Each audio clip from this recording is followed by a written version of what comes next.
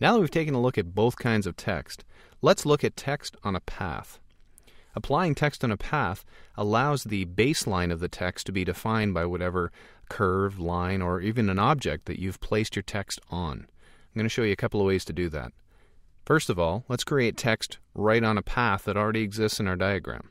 We'll go down here to the text tool in the toolbox once again, and you'll notice that we have our shape drawing cursor with a little text icon in the bottom right hand corner, just like we would a rectangle or an ellipse or any of the other shape drawing tools.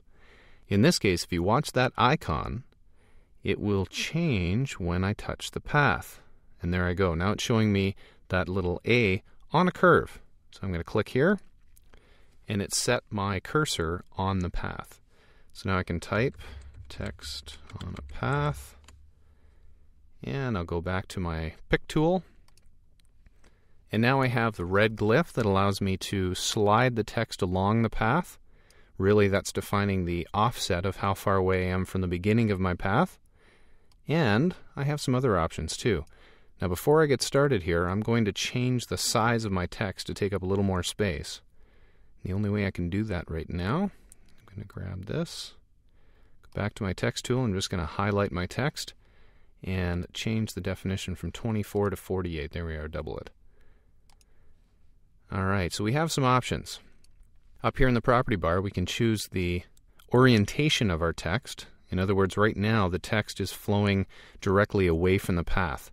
As you can see down here, the T is moving in this direction, and the E is sitting in this direction, and the X is sitting in this direction, really following the contour of that curve. I have choices here. I can have it standing straight up, or I can have it all sit like this. And last but not least, you can have all of your text sitting at 90 degrees. And really, it's ignoring the path. You're following the contour up and down, but the text itself is not bending or leaning towards the path. By default, I use this most often, the first setting. That's the most natural text on a path. We also have our placement. We can place it above or below the path. Here you see below. I can have it go through the path. And again, that really depends on the effect you're trying to achieve. And we have some other settings as well. One that's worth noting here is the distance from path. And that allows me to increase the distance the text takes from the path so that I can move it up and away from the object that it's sitting on.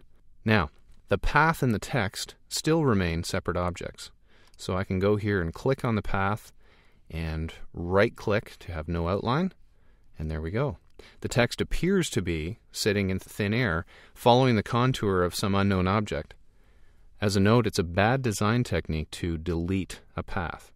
The text will maintain its shape if you delete the path, but it's really a bad idea.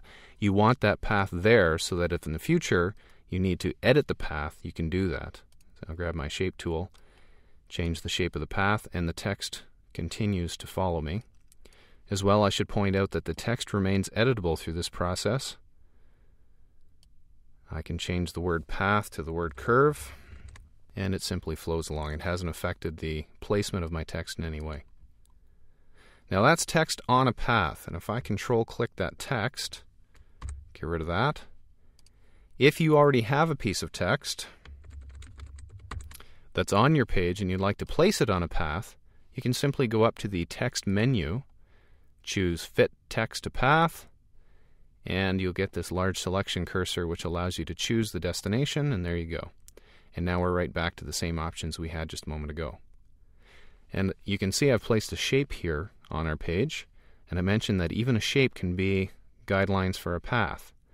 If I place the cursor on this path, or on this shape, now I have text flowing around this object. And it remains just as editable as it did when it was on a simple curve.